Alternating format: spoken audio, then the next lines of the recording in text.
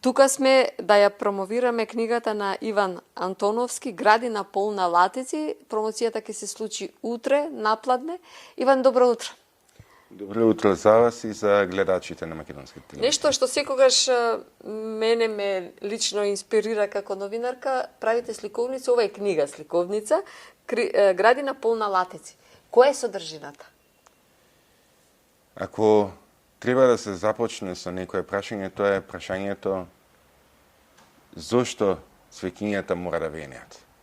Но зад ова искрено, топло, детско прашање, кое што го поставува Илина до мајка си во оваа книга, се кријат низа прашања кои што имаат и филозофска димензија, а на кои што сме должни да им одговориме на нашите деца. Меѓу другото и за тоа што и дали е достижна вечноста. Која е смислата на нашето постоење? Кој е начинот на кој што треба и може да функционира светот? Зошто се случува смената на генерации? Како оди природниот тек на нештата? На сите овие прашања децата бараат одговори. Ние не секогаш сме подготвени да им ги дадеме. Искрено се надевам дека преку Градина полна латици дадов можни одговори на низа од тие искрени, а во суштина многу комплексни, сложени прашања кои што ни ги упатуваат децата. Така, убаво кажавте и професорот Вејко Антоновски вели конкретно за Градина полна латици, за сите генерации се осврнуваат, меѓутоа на едно основното за човечкиот род. Латица и поимот, да го објасним? Латица во оваа смисла на зборот ја нема во речниците на македонскиот јазик. Меѓутоа, кој што се вели и кој што е вели во напомената пред да почне текстот на книгата, латица овде се оние ливчиња на световите кои што паѓаат на есен, а така се запишани во оваа книга, затоа што така ги нарекува мајката на Илина, така ги нарекува и низината мајка, низината баба, од кои што научила што значи да се грижиш за цветот кој што треба да ја даде убавината на домот. А кој е цветот на што ја дава убавината на домот? Па, во оваа книга тоа се огледа токму преку грижата за Илина. И всушност, оној момент кога јас бев сигурен дека оваа приказна што 11 години ја носе во себе си, пред 11 години ја напишан основниот, првичниот текст, е онаа што приказна што навистина треба да биде објавена и да се понуди на македонската читателска публика, е моментот кога тие искрени детски прашања кои што ги имам и у кориците на Градина полна латици, пред година и некој ден, ги слушнав и од мојата ќерка. Тоа и сакав да ве прашам, што ве потикна да ја напишете Градина полна латици. Веќе во еден дел одговоривте и ве прашувам како професор на катедрата за македонски јазик на Филолошкиот факултет.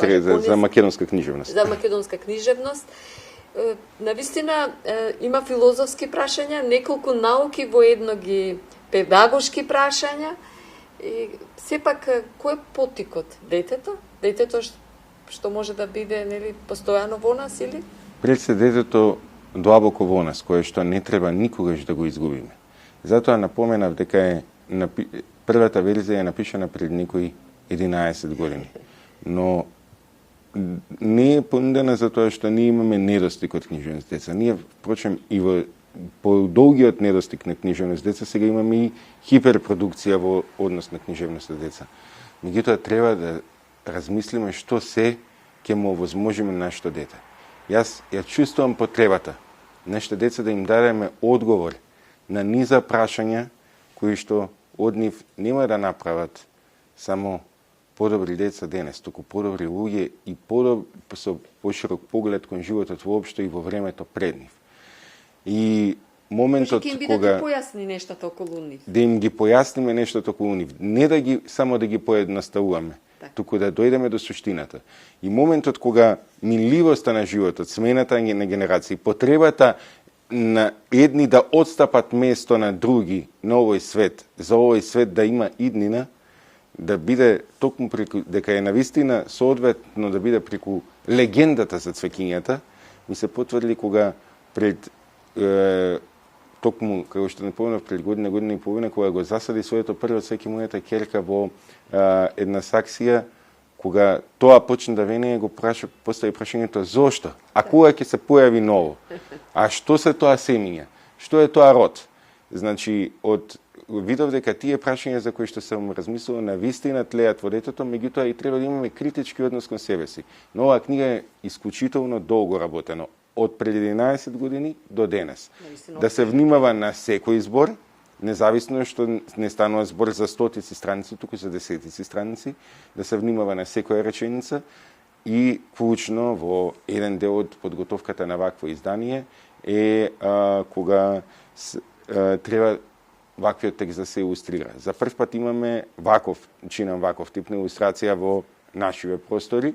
Илустрациите на Иванка Нива, кои што се рачно изработени графики, кои што даваат и дополнителна друга уметничка димензија и комплексност на Град на полна латици како книга за сите генерации. Односно, кој што јас во една прилика велам и за генерацијата на Илина, и за генерацијата на мајката на Илина, и за генерациите на оние кои што вели професорот Венко Андоновски, не само оние што допрва ќе го гледаат светот, туку и оние кои што светот веќе го гледаат со очи за тоа што долго го гледале. Така.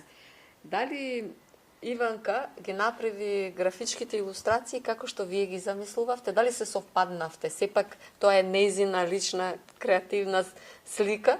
Дури го надмина она што јас го помислував како остварување што беше во рамките на возможното во нашиот простор до на што сме го виделе до сега. Овој пристап кој што е иновативен, креативен, а не враќа и не подсетува на Кондовски ни за други автори од почетоците на македонската илустрација за деца, основоположниците, и дава еден нов сензибилитет, во исто време го почитува канонот, дава една нова димензија и нова иновација на 21. век и го надмина она што прилично го замислував, а всушност го оствари тоа што го посакував. Одлично, многу ми е драго. Иван Антурновски, навистина продолжете со вакви идеи, со книги, сликовници, само со сликовници, бидејќи навистина некако станавте препознатлив во јавноста со вашето авторство, книжевно авторство, и мислам дека сте ни потребни.